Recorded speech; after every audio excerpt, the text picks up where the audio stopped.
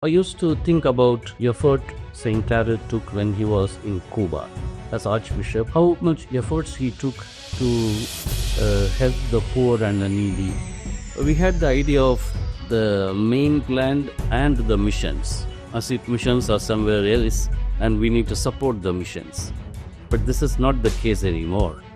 See, each year we do around 50 to 60 projects, small and big, in the different continents.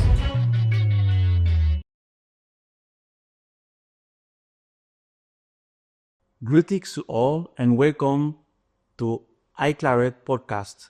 This is the first episode of our series, and in this episode, we're going to welcome Father Lord Wiener, a Claretian missionary that has served the congregation for long. Welcome, Father. Thank you for having me. Father Lord, as you conclude your 9 years as procurator or general procurator of the of mission Procure. How do you reflect on this journey, both personally and spiritually? Yeah, I joined the General Mission Procure of the congregation in 2016. And at that time, it was the assistant to the General Mission Procurator, Father Vincent de Sons. So 3 years I served as assistant. And in 2019, I became the General Mission Procurator. And for the 6 years, I was running the office. Personally, I felt that it is a great satisfaction for me, and also that I was well prepared for the job, because I was serving as 8 years mission procurator in the province of Chennai, and then another 7 years in the delegation of Calcutta. So when I came here, I was having sufficient experience. And I also had academic preparations with my doctorate in social work. So that gave me also clarity about what can be done and what has to be done. So in the congregation, the Mission Procure is already existing, and from the years 95 onwards, in one form or another, we had the Mission Procures functioning in the congregation. But when I took up, the General Mission Procure was also functioning like one among the many procures. So there was a need for bringing it to the level of an procure which coordinates other procure. So we followed the criteria of the congregation for project management. We implemented that and tried to build up a structure. So today we have reached a level where the projects are well coordinated between the fundraising mission procures, especially in Europe and America, and also the fund receiving mission procures which are in other continents. So between the global north and the south, the general mission procure serves as a bridge, and also it involves in other fundraising activity like Claretian Mission Lay and other things. So it wouldn't have been possible without the hard work also of Claudia Palantini, who joined in 2021. So as a team, we could work on a lot of projects. Also, when Father Gabriel Ponce joined us, so we became a good working team that we could do a lot of things together. Yes. Okay. Also on the spiritual side, I used to think about the effort St. Claret took when he was in Cuba as Archbishop, how much efforts he took to help the poor and the needy. And also, on the other side, he was a very strong preacher. So he was printing books, selling books. So he was always a person who engaged himself in activities on the pastoral side and in the spiritual and in the social side. So this was like an example for us, as per every mission procurator it should be, that our founder has given us a very great spiritual heritage to follow. And from my side, I always pray when we submit a project to an agency. So we get things approved for the good of our missions. Thank you so much, Father. You have given us a very clear idea of your experience as person and your spiritual experience of as a general mission procurator. But maybe for those that are unfamiliar with the general mission procure, can you explain its mission and why it's vital in the life and mission of the congregation, the Claretian Missionary? Yeah. See, in the congregation, the general mission procure exists because it's already found in the directory. In the number 123, we have the objectives of a mission procure, both in the province level or in the organism level and in the general level.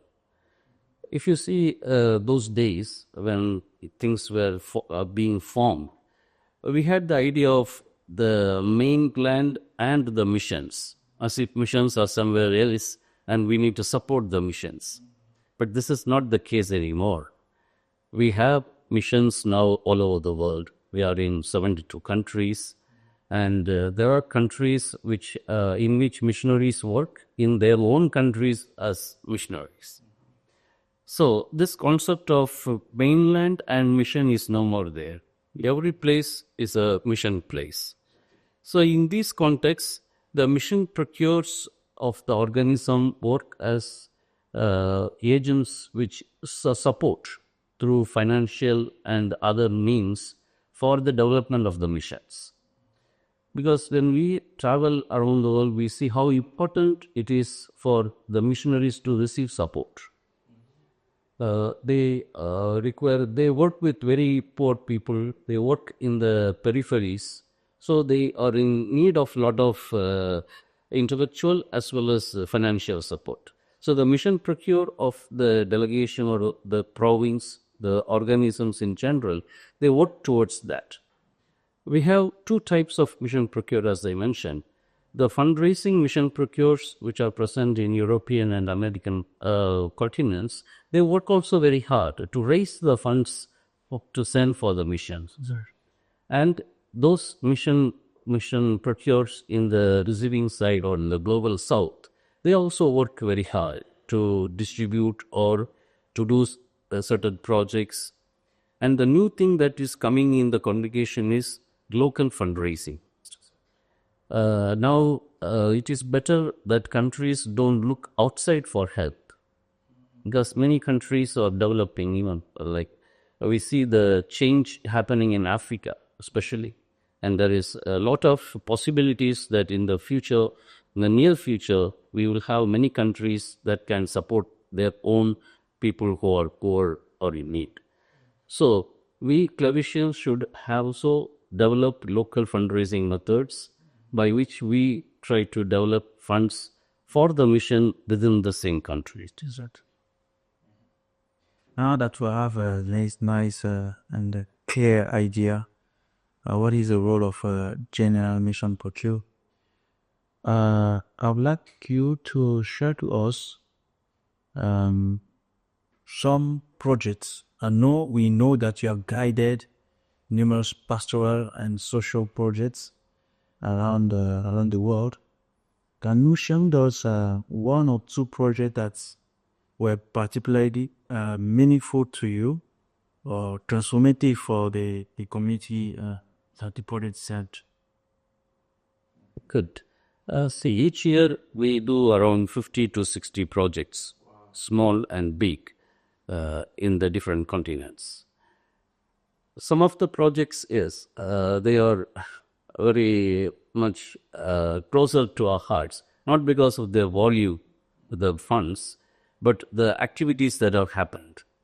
For example, there was a project in East African province, East Nigerian province. We wanted to implement a water project in a particular village, and there was trouble between the parish and the youth of that village, and we could not implement the project. So we are continuously asking the mission procurator what's happened. But at one point of time, he was so happy and he said, Father, we could implement. And in fact, I visited that place and the people were so happy. They were all taking us in procession and we had a meeting. And they were explaining how this project changed the village.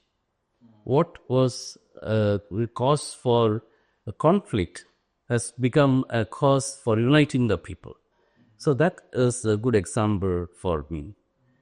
Another one I could say is about Uni Claretiana. That's the Claretian University in Colombia. We have in Quibdó, in the Choco region, the University of the Claretian University. They were in the city and we were relocating them outside the city in a new place. And we had a lot of difficulties with regard to the many of the people stopping the work at many times. So gradually we could come up and explain to the people who were stopping the work. Maybe they had some kind of looting and things happening, so we could not proceed at times. But the university made a special decision. We are not going to pay money. We are going to explain to those people who are stopping us how important the university is. That bore fruit, and gradually they could start the work, and now the university is coming up very well. So these are some instances where we get into projects, difficulties in projects, but they transform people who are implementing those projects. Thank you so much, Farah. And from what he said, we can notice that the General Mission Procure as works closely with vulnerable groups in a way Claretian Missionaries are working also. And is you prioritize solidarity with the poor. But I want to know from your experience as a general mission procurator, how this way of considering the poor shaped the projects that you guided or championed the congregation, and also how it affected the partnership, with donors that's in boots. Yeah. When we set up new mission procures in organisms, because when we took up the charge, there were many organisms that did not have mission procures. So we initiated the process and mission procures were started. But to our surprise, the initial projects that came from this kind of new procures are mainly to solve the needs of the missionaries. Because, of course, our missions are also in very poor situations. But gradually we could see that change into people's needs. Many of the people's needs are prioritized. And so we have projects like for water, for livelihood, for food security. So most of this connected with the needs of the people were focused. Another trail with which we got more assistance was through the SOMI network. Because What is SUMI? okay, SOMI is Solidarity and Mission. But that's the concept. It evolved in 2014 onwards with the meeting of the prefects of apostolates and those involved in special ministries. This is a link between the Justice and Peace and the Mission Procure. So in the Justice and Peace organ, we have the JPAC General Secretariat, which connects with Vatican and the congregational JPAC documents. They give us the congregational and the church idea about working for justice. Then we also have our presence in the United Nations, where we get the development thinking of the world, and that is also brought into the congregation through our members working in the UN. So these two are enriching the provinces and the delegations. And this is transforming the way projects are developed. Because projects are fruits of the development thinking of our missionaries working in the ground. So previously, they had limited experience in this area because our training with regard to this, the seminaries are limited. Yes. But with this new enriched information, we could go to the poor not only to give them charity, but justice. And also based on the development growth that is happening in the world. So we work in the micro level, but with the idea of the macro level. This is the new thing that is coming with this Songi network. Yeah. Well, we can notice that we had a long journey that's really of growth. That was of growth of your understanding of general mission procure in these 9 years. Now that Father, you have handed over to the new general mission procurator, that is Father Gabriel Ponce. What do you see as the biggest challenges and opportunities of the general mission procure moving forward? And at the same time, let us know the message you can give to all the collaborators that you worked with and those that supported your office and your mission. Yeah. See, the biggest challenge I would say is very simple. It is the high volume of projects we are supposed to fund. Sure. And this was a very great concern for me. And in fact, we were working nowadays till I gave up the office towards reducing the number of projects that we have. Because there is a lot of hope created and people have presented projects. So it's our responsibility to respond to it. Though we were engaged in building an infrastructure, it is towards this. So this is the time for delivery. Okay, so it's a challenge. The second one would be also the training of the mission proprietors, because we get people appointed who may not be very well trained in this. So we have to do some on-job training, and we also had some form of trainings going on. But we need much more than this to solve the problem of reducing the number of projects we have. But we have a good possibility on that because recently we made the strategic plan for the general mission procure. In the next 6 years, how the general mission procure has to function.